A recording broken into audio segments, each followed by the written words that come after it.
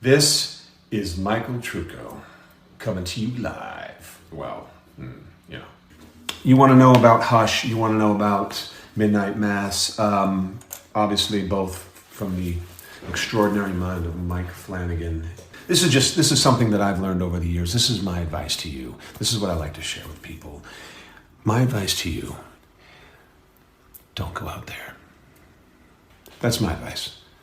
Don't go out there. Lots of love, lots of hugs. Be well. Take care.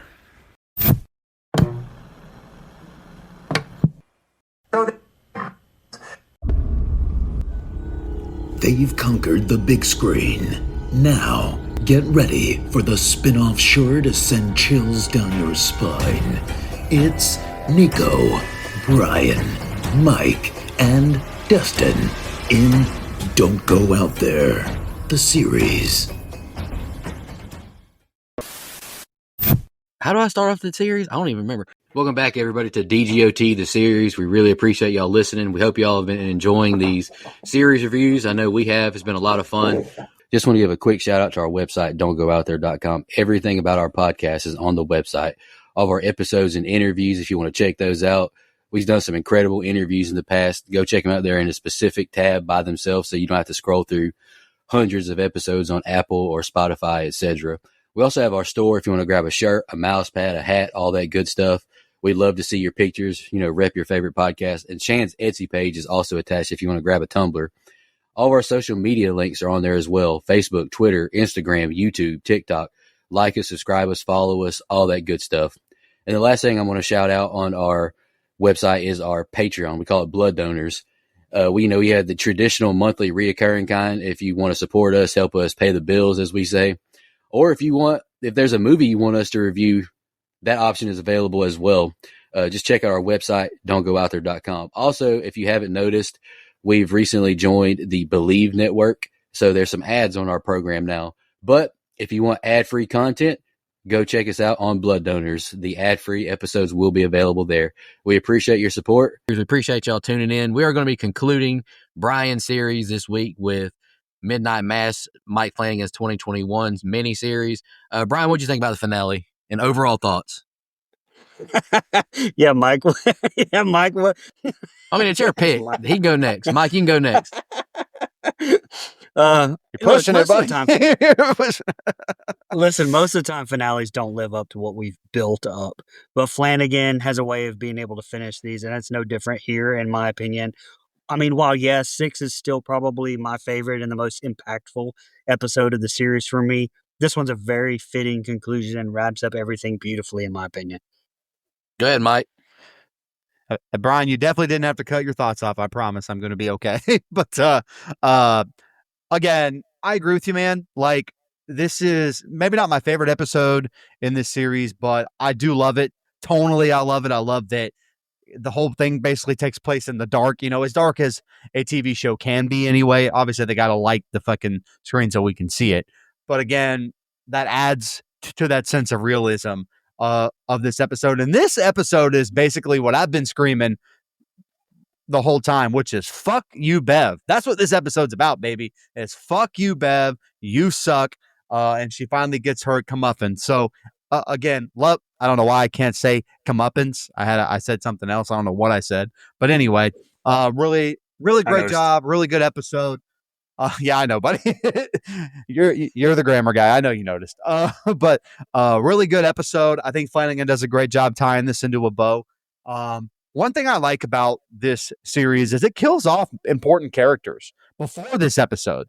And then in this episode, obviously it kills / doesn't kill. And then eventually it fucking kills everybody. So again, really like it. And this episode has a lot of visually stunning shots of the town on fire, everything on fire, as we kind of pull away from it.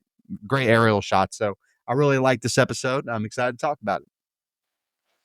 I'll go real quick. I thought it was a good episode. I thought it was pretty much just a continue. Like 6 and 7 really should just be one big episode to me. I really enjoyed the ending. I thought it was bleak considering everybody dies, which we'll get to. But yeah, it was just another acting clinic by Mr. Hamish Linklater and Samantha Sloyan. They're the two worst characters, but they're the two best actors to me by far in this show. Dustin, what do you think about the finale? It's cool. Go ahead. No, I'm just kidding. I thought it was good. Um, I had some things I didn't really care for that I'll get into, but I thought it was a good way to wrap up the story. The thing about it is I honestly truly feel like this could have been a 6-part series with how much some scenes early on was drawn out, and then how much some in this last finale was drawn out. I think they could have condensed it and made it 6 episodes at an hour instead of 7 at like an hour and 4 minutes, and we would have been just fine. So, but overall, I think it was good, and it's still after this rewatch and remembering the story and remembering how good it is my favorite Flanagan miniseries that I've seen.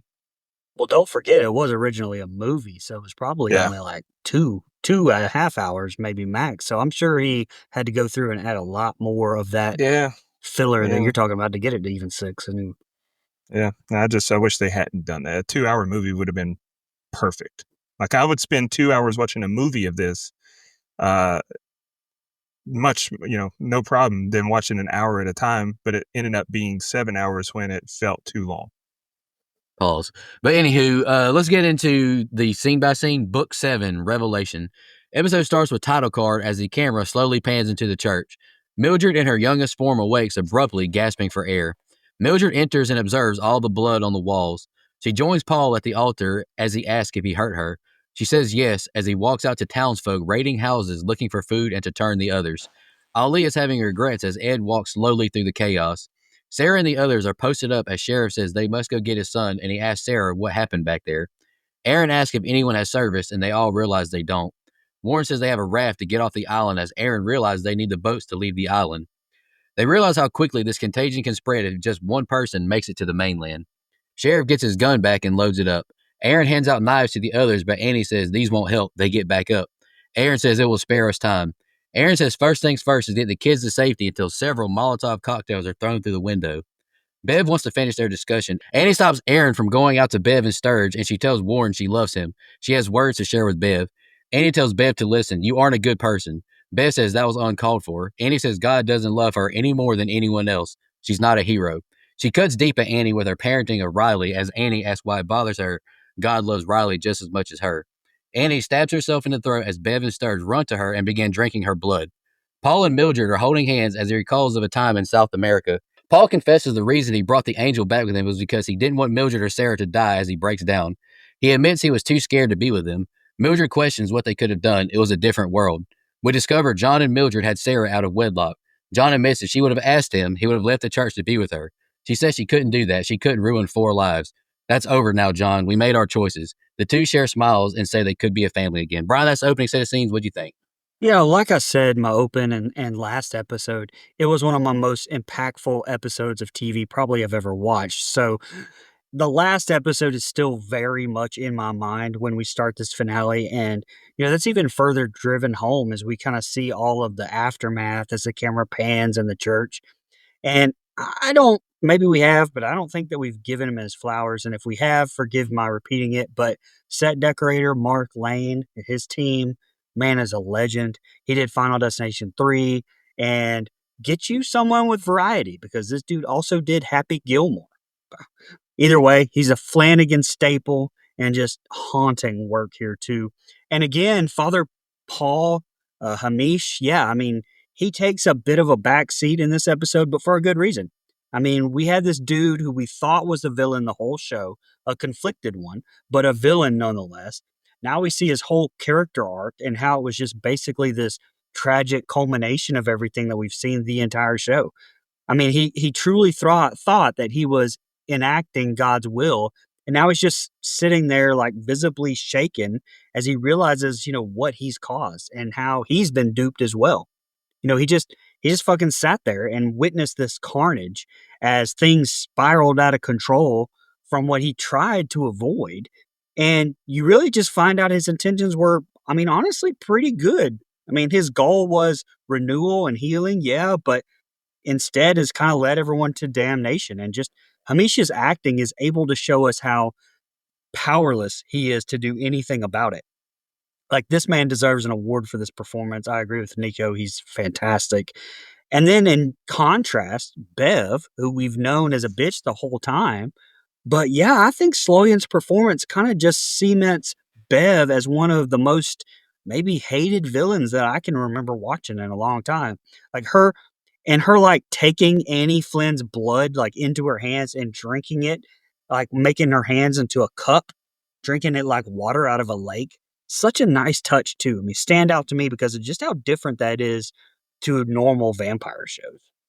Yeah, I mean, I agree with you. I think the character arc of Paul slash John slash Pace, or Pruitt, whatever, uh, is really the overarching story. I know we're kind of introduced through Riley Flynn, but he kind of ends up not being the most important character of the show by the end of it. In my opinion, it's really Pruitt and that character arc. And like you mentioned, I'm going to quote Howie Day here for a second, but to me, it just shows even the best fall down sometime. Even the wrong words seem to rhyme. You know what I mean? Like, that is what happens here. Uh, you already touched on it, so I just kind of wanted to piggyback off. But first of all, young Mildred looks. You call me sometime. Anyway, I do like this scene where the whole town is going nuts, and we get to this a couple different times throughout this episode where they cut to different parts of the town where things are starting to go chaotic. And I've talked about that when we reviewed the Purge movies and other ones where I really like a lot of the ways that chaos is shown on screen. And I think you kind of get a little glimpse of that here. Um, and I touched on it in my open. The loss of power adds a sense of realism in this episode for me, right? Like, them not having lights on is such a big touch. And there's a lot of Titanic overlap in this episode that we get to at the end. But, one thing that always ticked me off about the James Cameron movie is how long he leaves the ship's lights on when we have historical document that they shut off way before that time period. And so that took away some of the realism. And I think that it actually adds to it here that we don't have that. I love how Annie, even in her like final few minutes of this, real part of her life anyway, she tries to still be a good person, right? I mean, again, she kind of doesn't want to take the weapons. What's that for? Like, what are we even fighting off? Like, I don't know. Like, she can't wrap her mind around even being slightly evil in her last moments. And I fucking hate Bev, and I love the way that Annie cooks her ass here, man. I mean, she cooked her fucking ass worse than Cody Rhodes cooked John Cena yesterday. But anywho, Didn't happen. What happened, buddy? Anyway, I kind of forgot that this is how Annie ends up on the other side, right? Kind of slitting her own throat. And I love how she stuck up for Riley, to Bev, where it's like, hey, your son's a drunk and a murderer. Well, in God's eyes, same as you, right? Still loves Riley, and doesn't love you any more than he loved Riley. So again, same thing there. And I go back and forth on how much I actually care about Paul and Mildred's, I guess it would be love spat thing here. But again, I care about his character arc and his story. And so she just kind of ties in to it, I guess. I do feel for him, right? I mean, Brian, you already kind of mentioned it, but this is, to me, the one of the main reasons he does this, is to maybe get back with Mildred and introduce it to her and try to be a family again. That's one of his main driving reasons behind doing it. So I thought this was a very powerful set of opening scenes. Yeah. Look, I'm fine with them calling this book 7 Revelation, because even though there's 66 books in the Bible, Revelation is the last one, and this is the last chapter of the show, so it works. But that part aside, I love the quiet open. Like, it's just a look at the outside of the church and the sounds of nature. You'd never know what happened inside until young Gunning sits up and gasps. Like, it was a very effective open to me. Some really good cinematography of the church and Pruitt just sitting there on the altar, and then Mildred walking in. The serenity of the scene is broken up by chaos, though. Like, we see the Islanders wreaking havoc and turning folks left and right. And it's really well shot, and the score is so good. Seeing Aaron and company making their plans and having a moment of peace, and then having Bev wreck it, so perfect. Like, she could ruin a wet dream. She is awful. Very selfless act from Annie to stay behind and sacrifice herself. I thought that was awesome. And really good stuff from Annie when she's telling Bev that God loves everyone, even Riley, as much as he loves her. And then boom, she cuts her own throat. Like, it's a really good, unexpected moment. And it's a great plan to buy some time for the others. The reveal that Mildred is, that Pruitt is Sarah's father, that's an eye opener. Like, holy plot twist. I thought this was a really solid open. Sheriff leads the others through town as the vampire angel lands on a building nearby, raiding it for blood. A woman runs out yelling for help as a townfolk vampire calls the sheriff a raghead before being shot. The vampire flies off with a woman as Lisa's dad appears. Haunting score starts as the kids run off to safety. Sturge says they got to put the fire out so the whole island doesn't catch a blaze. Bev doesn't think that will happen and begins reciting scripture. She says a flood of fire will appear and St. Patrick's will be the ark. He has Sturge get the bucket of supplies and follow her. Annie awakes a vampire as the kids hide out in Joe Colley's old trailer. Lisa gets a rifle off the wall and they go back out into the danger zone. Lisa tells Warren either way they're going to be okay as they start their trek to safety. Sturge begins burning all the buildings down as Annie and Ed reconnect, hugging and embracing each other. Annie admits she feels different. Her stomach hurts. Ed says it's not impossible to resist the hunger. It doesn't change who you are as they hear a woman caught and eaten. Sheriff cuts through padlocks more impressively than I've ever seen as Sarah and Aaron agree that the kids made it safety. The three pour gas all over the boats to burn them so the others can't escape the island. Mayer is calling for Lisa as she and Warren hide out, ignoring his calls. They wander the house they've entered and find the vampire angel drinking blood from a victim who is still alive and barely breathing. Lisa shoots the vampire to no effect, who snaps the woman's neck and drinks from the other side of her neck. Lisa pours a gas trail to outside and they set the house on fire. The angel vampire screeches, flying fast as fuck out the house. Sturge finds them and orders the two women with him to tell the others anyone not in the wreck at sunrise won't see another. Dawn's a-comin'. They light all the buildings on fire as Bev sets up cots for everyone in the rec center. She observes the island seeing fire everywhere. She goes back into the church and rings the bell. Brian's the next set of scenes. What'd you think? Still alive, but I'm barely breathing. Look, the angel, and I guess we can call it a demon now, right? I don't know. The OG Vampire Jeepers Creepers thing. It's a very interesting choice, right? Like, you have it just pop up and, here and there throughout the episode. And I think that's a great choice from my guy Flanny because, I mean, you don't have this normal faceless villain. I mean, yeah, it's a force to be reckoned with and an obstacle, but the real villain is now Bev and her distorting this blind faith to justify her actions as somehow being God's will, as really people have throughout history. Catholic Church. But I love the choice of Jeepers Creepers popping in and out to cause mayhem every so often. It's almost like a survival video game in a sense. And I don't know, I don't really get the scene with Lisa and Warren and the Jeepers thing though. Like, if it was only there to show that fire couldn't even kill the thing or something, but it just seems pointless now in the grand scheme of things. It didn't kill him. It didn't kill anybody. It didn't do anything. I don't know. Ed and Annie's reunion as vampires now is very moving to me. It's very important because it shows that even as a vampire, really your true self is just exaggerated. I mean, yeah, they probably crave blood, but they're still just them now amplified, which kind of makes me wish even more that Riley had survived. And there's also this absolutely gorgeous shot when they're talking and see a woman on the hill killed with fire as the backdrop. You only see their silhouettes, just absolutely beautiful. Hopefully one of those shots Mike was talking about in his open. And like I said, last set of scenes, Father Paul here, his regret, just you see it deepen. You can see the power dynamic change as he just kind of sits there pretty much in silence, and Bev kind of takes over and even condemns and picks and chooses who's going to live and who isn't. And now we have this love for Mildred, which makes everything make sense now, that's kind of happened between them. That's very obviously further complicating his emotions. And I think it's very powerful and very much the driving force with him now.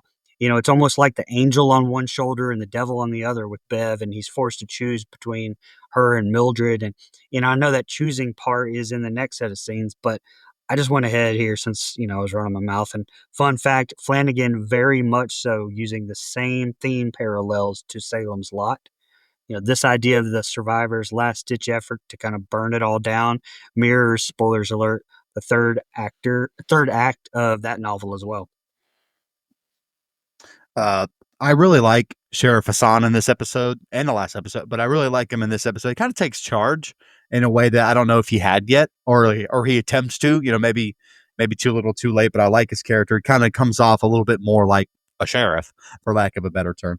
Um, listen, this is to Bev, and people like Bev. Just because you can quote the Bible by brain doesn't mean you can hold that over people's heads like you're some all-knowing, wizard or whatever. Like, using this, using the book of Revelations to kind of fit your narrative and burn the town, as you mentioned, Brian.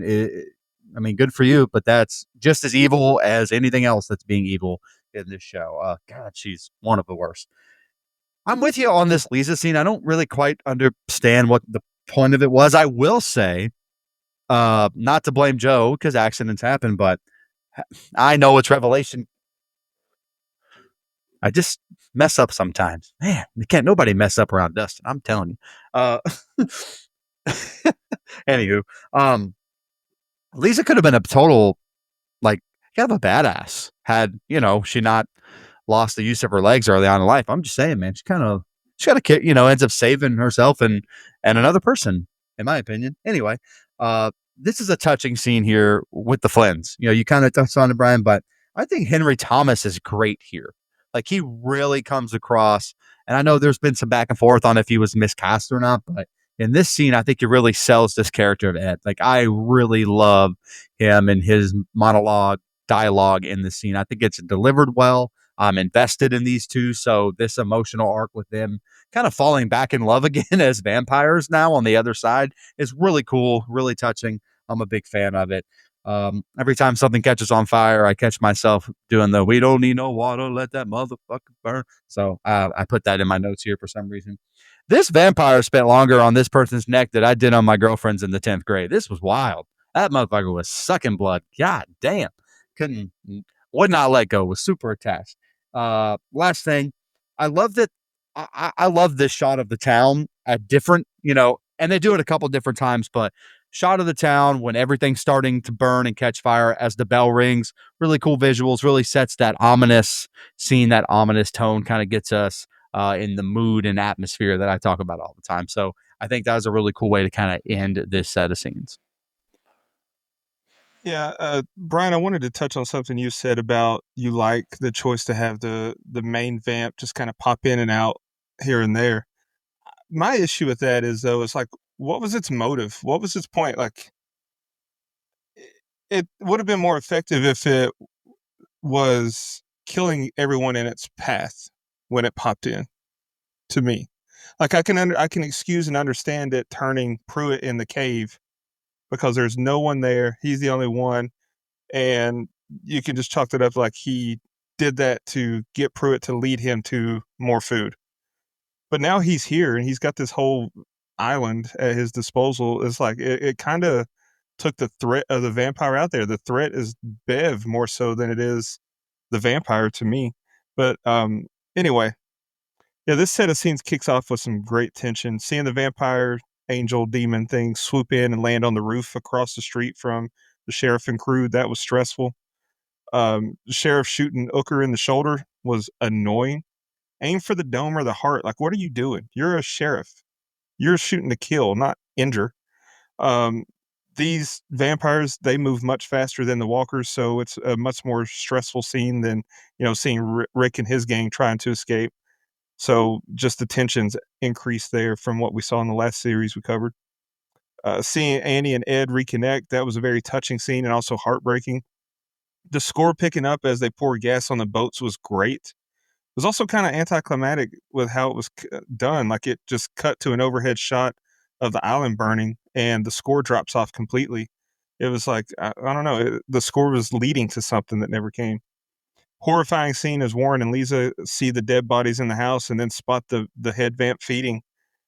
But just an absolute boneheaded move from Lisa to shoot it, though. Like, I laughed with how it just shrugged her off like that. I mean, it's hilarious. Did she actually think that that would work or do anything? But it also kind of frustrated me that the vampire's just like, get out of here, kid. I'm sucking neck. Like, I don't know. I also don't agree with the execution of their plan here either. Like, Lisa doused that vampire with gas. Just toss the lighter at it and run. We don't need the gas trail leading out of the house. Like, it was unnecessary. But it was a setup to give us the shot of the vampire flying through the door. So okay, we can forgive it. But still good though. Still moving forward. Paul and Mildred hear the bell as Bev finds them. She asks him to come so she can show them what's going on. Bev says she can't speak for the others. That's between them and God. He says, "We are the wolves," as Bev says, "Not you too, Monsignor." Bev tells him they need a leader. John says, "It's not about me. It's about God." Bev calls him a Pharisee and a hypocrite now. Bev calls him the hardest test of her faith as she calls him out on his affair with Mildred. Bev is told by Sturge that the boats have been burned. She says they can call the ferries tomorrow. Lisa looks at the island on fire and tells her parents she loves them and prays for them. Warren realizes his whole family is gone and has regrets about his last dinner with them, saying he would have been different. He drags a raft with Lisa as a crowd of people gather. Bev is in shock seeing Howard Hobbs, a man who never attended Mass but was rewarded tonight with salvation. He weeps, saying he killed his wife and boys tonight. Bev says he could have saved them if he had been a man of faith. Bev judges Howard for not choosing salvation and sends him away. No room for him inside. Sturge says he was always nice to him, but Sturge leads him away, apologizing. Pruitt calls this monstrous as he invites Howard into the church. All are welcome in God's house as he walks in, seeing Sarah pouring gas all over the pews. He encourages it and tells her to exit out the back. He apologized for never telling her, but he loves her and is proud of her. Suddenly, Sarah is shot by Sturge, and Paul Bobby Bouchers him down the steps. Mildred calls John's name, and they go to Mildred and begin weeping. John bites his wrist to keep Sarah alive, but she refuses, spitting the blood up. She dies as Mildred breaks down, embracing her baby girl. Mildred tells John of Sarah's favorite spot on the island, and he carries her body out as Mildred sets the church on fire. Sheriff pours gas all over the wreck building, but is shot by Bev in the leg. She calls him a viper and a terrorist. He says he couldn't let her have that building. It's the last one. Aaron exits, pouring gas all over the wreck floor until the angel vampire swoops her up. Ali appears and grabs the lighter and sets the wreck on fire. Bev is in shock as they all watch the last building burn. Brian, what do you think of that set of scenes? And the next set is the ending. Just such a powerful set of scenes here and at the ending. The biggest one here just being with Paul and Mildred and Sarah. You kind of get that revelation that Paul bringing back that vampire was kind of secondarily about giving everyone what he saw as a gift. I mean, you see here, it was always about his biggest regret in life, which was Mildred and Sarah, and setting it all as, kind of a second chance. You can imagine what he had to go through those decades of just watching Sarah grow up and Mildred and them being part of a family together and Paul not being able to move on. Very powerful, in my opinion. And I know it leaks into next set of scenes, but all this between Sheriff, Ali, Bev, just just wow. I mean, it's one of the most emotional beats I think of the whole series even. And you've got Hassan who has to come face to face with a turned Ali, which honestly kind of doesn't make any sense. Like, how is he turned if he didn't partake in drinking any of the blood in the church? Or maybe they turned him in the church during all the mayhem. I guess I really don't remember that. Um, but like Paul tried to do Sarah as she died, maybe they just threw some blood in there. I don't know. Sorry, just thinking out loud there. But you have you've had Hassan trying to shield Ali this whole time from the influence of the cult, only to have him choose the cult. But in the end, make the right choice and choose his father. And also, my favorite part of this is for the first time the entire season, you get a speechless Bev who looks truly just lost. Like, she thought she was in control of everything, kind of has been, pulling most of the strings the entire series. But for the first time, she has no speech prepared, no way to twist scripture to fit her narrative. She just has to sit there and stare at the fire, truly, finally lost. I loved it. I fucking love this set of scenes because this is where we start to get the big middle finger to the character of Bev. Like, you both mentioned Nico and Brian actually, where this is like I remember definitely Brian did. This is literally where we know that Bev is one of the most evil characters that we've covered. And I know, again, we have women on the show. It's an accident that it happens this way, but they get a lot of hate, certain characters that you guys are familiar with, but Bev is the top of my list. We know, buddy. We know. It's okay. Bev is at the top of my list. This woman sucks. And I love that Pruitt, corrects her here, tells her that she's wrong, right? I mean, God comes first, not me, not you, not this building, none of that. God comes first. And again, just the look on her face. And Sam Soyan is really fucking great here, though, man. Like, she has made me hate her guts. It doesn't matter what character she plays going forward. I'm gonna have a really hard time liking her in anything because of how great she played this character at Bev. She's fantastic. And that line about this, or her line about the sunrise was great as well. Um, this scene also shows how good of a person Lisa is, right? And this scene got me here, right? It would be awful for these two, and they're both young, to kind of realize everyone they've ever loved and known is gone or about to be gone, right? And they pretty much have to escape it together like this. Very sad, and I thought the emotional weight of that scene was written really well. If I were Pruitt, I would actually punch Bev in the face. I mean, the world's coming to an end. We're not going to be here in the morning. What's the harm, right? I mean, yeah, it wouldn't be very godly of him, but neither was this thing you've done with the vampire. So you might as well go out in a blaze of glory and just knock Bev the fuck out. That's what I would have done, or what I would have wanted to do anyway. And I, man, we just didn't get, that's the bad part about a miniseries, is we almost just didn't get enough time fleshing out this Pruitt Sarah father-daughter relationship. I want there to be more. Like, I would like to see more interaction with them. I want to have not more of a reveal, but like more connection, more connective tissue. I don't know if we get, just for my preference, if we get enough of them, but I do like that, Sarah not mean to him at the end, right? I mean, they knew all this time, they kept it from her. She could have been bitter at the end of her life here, which she didn't know that, but she wasn't.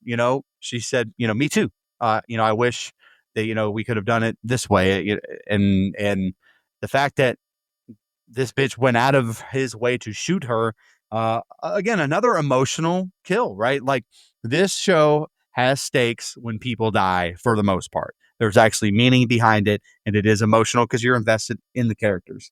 And again, the episode's really just about a big fuck you to Bev. She loses control, right? Like you mentioned, Brian, she's speechless for the first time in the whole show. She has nothing to say, and I love that. I love how that vampire went straight to Aaron. All I'm saying is, I get it.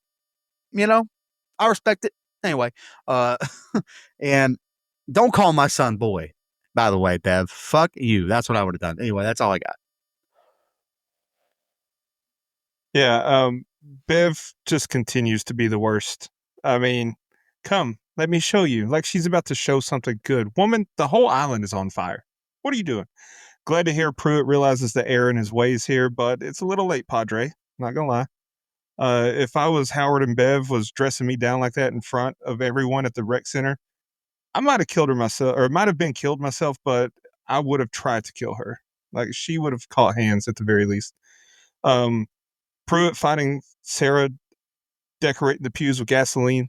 That was a very tense scene. Sarah doesn't know the developments of what's been going on, so I know that she was anxiety-ridden seeing him, but they have a quick little understanding. It's brief. It's a good moment.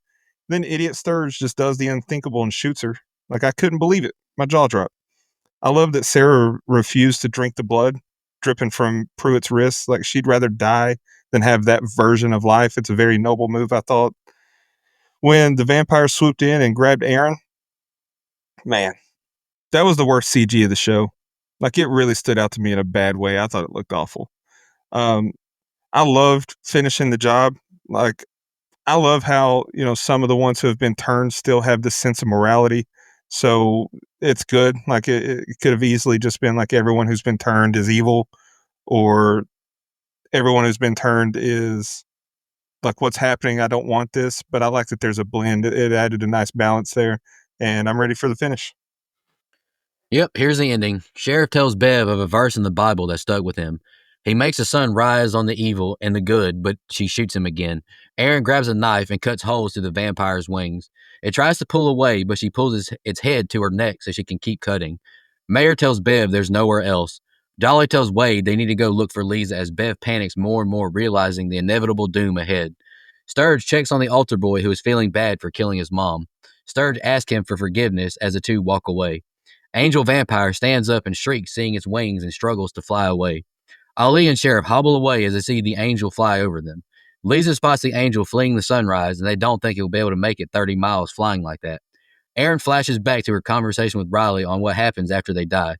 Paul and Mildred make it to the bridge with Sarah's body as we see other townsfolk preparing for sunrise.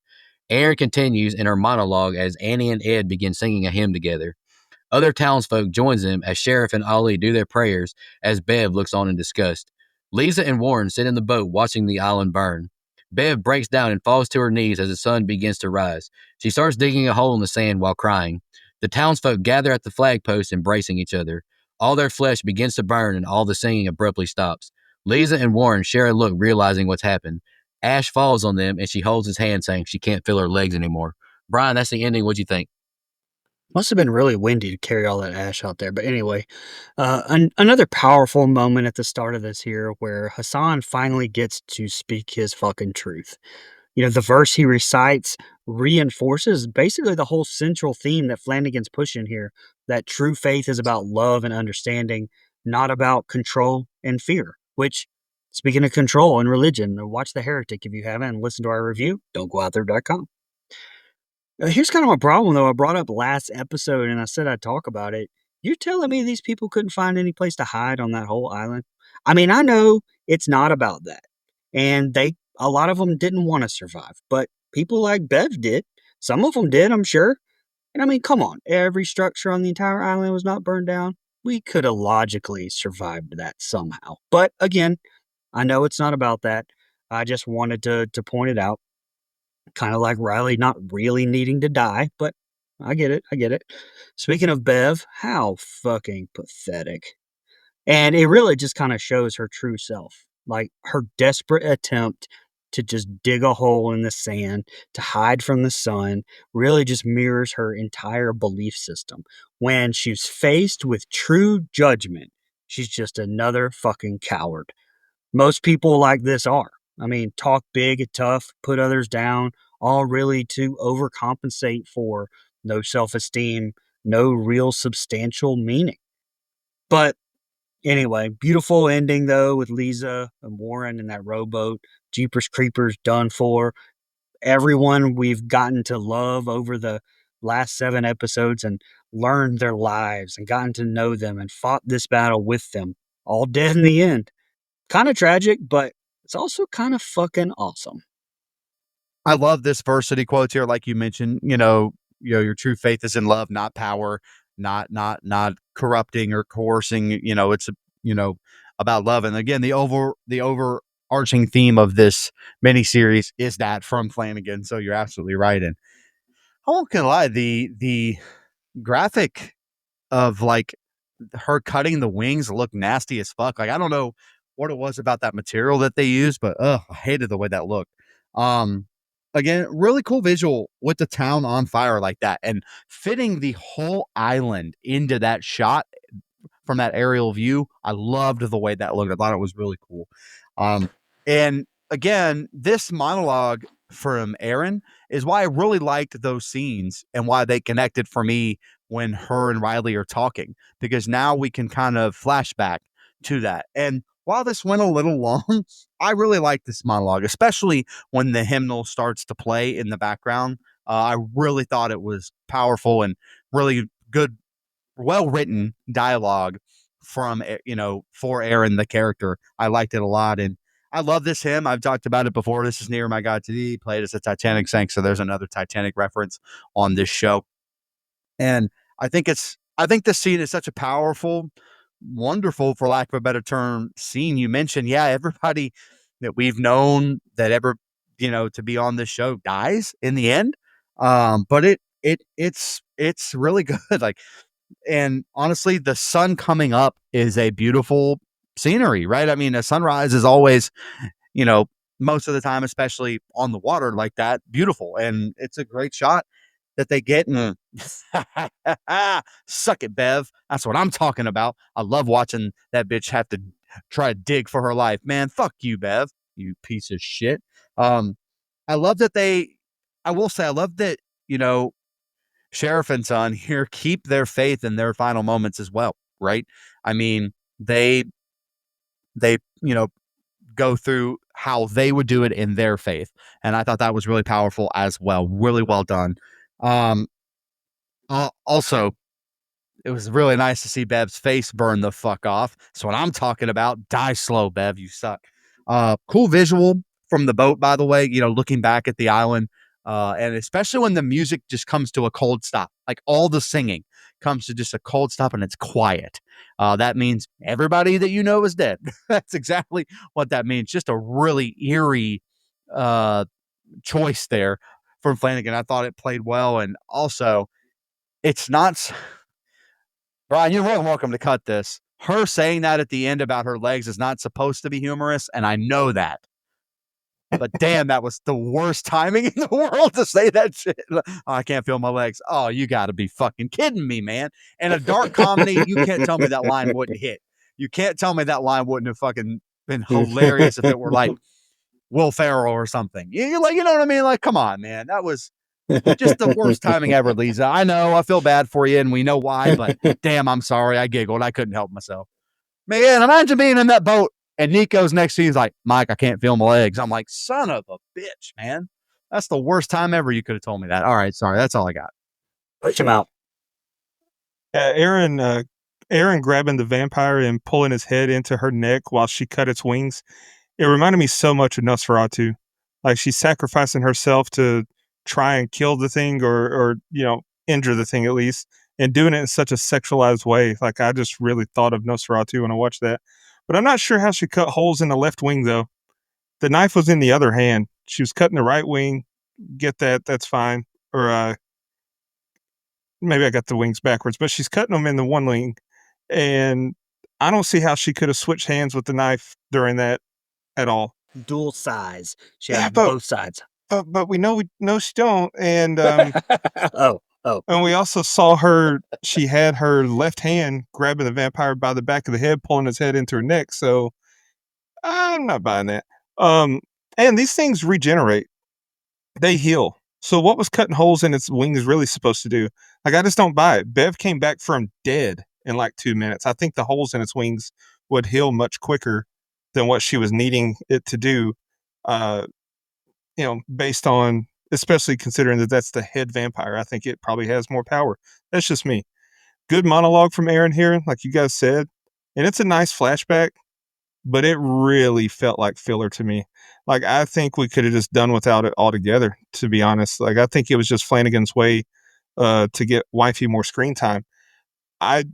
That's what I was talking about in the opening thoughts when I said this could have really been condensed into 6 episodes. Just cut that whole scene. Don't need it. It was nice. It's fine, but we just don't need it. If I'm Ed here, I'm telling Annie to shut up. Look, it's a beautiful song, but read the hobo fires, lady. This ain't no time for an American Idol audition. We got to form a plan. If I was the sheriff here on the beach and I saw Bev on the shore beside me, I'd be trying to grab her. Like I would cover her body strategically, hold her down, and shield everything but little small slivers of her skin. Shield everything but small slivers from the sunlight. I would try to prolong her suffering and death because even that's too good for her. She sucked. But everyone goes up in flames and it looks like it's up to Warren and Lisa to repopulate the island. Get busy, kids.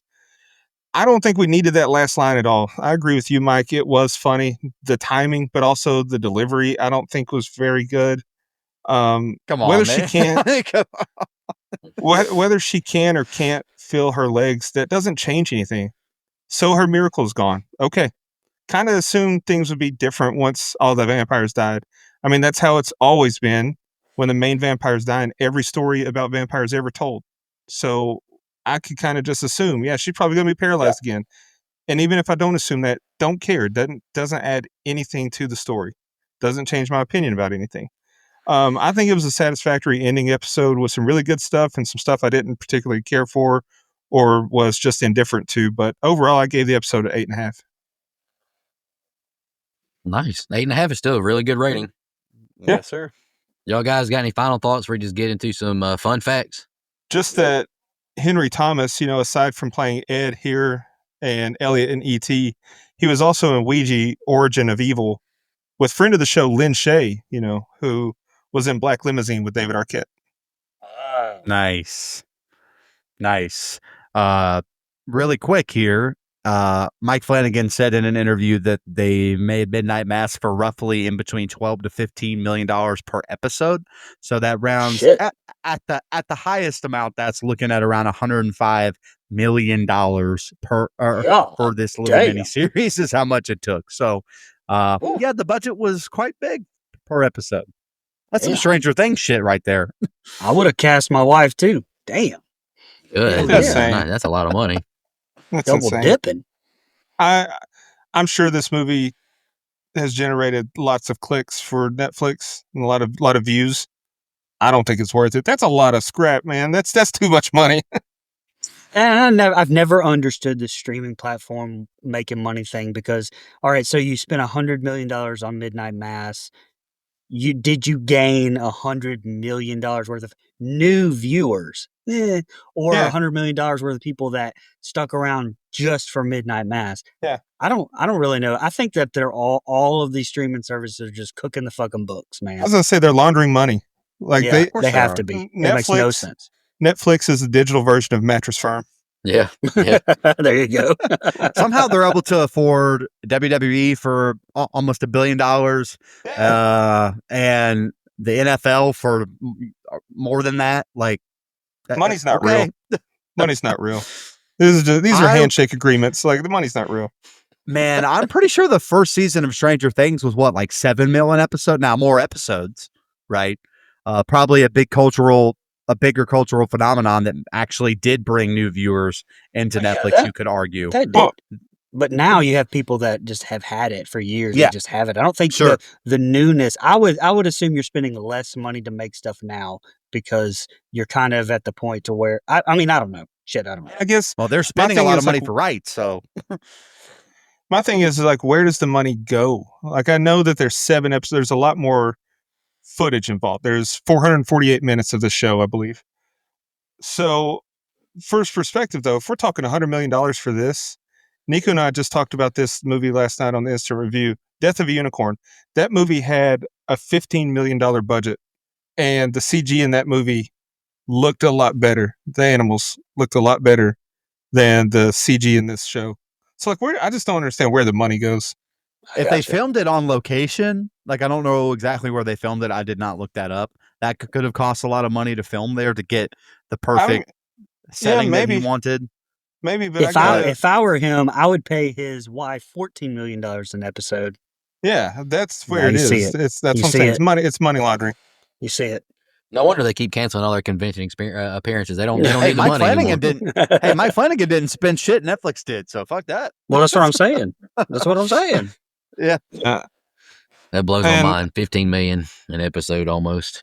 I thought you were going 12 to to say 15, for the roughly. series. Yeah. Wow. No. Wow. $100 mean, million. I hear you. I would definitely would give give my wife all that money, but I think she's still eating good off of, what was that show she was on? 8 Simple Rules. She's probably still eating good off that. They don't need the dang money. Holy shit, that was her? I think so, wasn't it? I don't know. The sis? No. No. I don't think so. It was Kaylee Kuko, and then, were you Yeah, talking that about was the Kelly sister? Kuko. The younger one. Oh, it Yeah, wasn't her. I don't It wasn't her. Who was it? Okay. Hang on a minute. Oh, she's in every Mike Flanagan project, so she's doing fine. Yeah, she is in every Mike Flanagan Oh, project. that was Rob Amy Zombie, but Davidson? Good. That was Amy Was she- Davidson, but look at her and tell me that you don't see it. Well, that's Okay. why I said that, because I thought, was that really her? Hold on, And I 'cause think- she I did think have what black also- curly hair. I think what also threw me off and confusing the two was Kate, the mom in it, Peggy Bundy. That's Katie Sagal. So their last names are kind of similar. Yeah. And first Yeah. names, I guess. So, okay. Also, Mike Flanagan is basically Rob Zombie, but he actually never misses. But anywho, No, he misses. What are you talking about? You hate Oculus. oh, that's right. He does have one miss. Well, What are you talking hey, about? shoot or shoot, buddy. Yeah, shoot or shoot. I kind of forget he's the fucking maker of that movie. That movie sucks ass. Sorry, That's Mike. how much you hate it. So if you're gonna take shots at me, at least have your own story right. buddy. That's one movie, and I actually do like. I like 3 Rob Zombie or 4. But see, like 3 we and were a half talking Rob about, Zombie movies. like we were talking about before we started recording, words used to mean things. You said he doesn't miss, and now you're saying, well, he missed once. See, doesn't God damn mean it. Well, doesn't. the movie What is sucked happening? so bad What's I forgot it was his. That's how good he normally Let's go. is.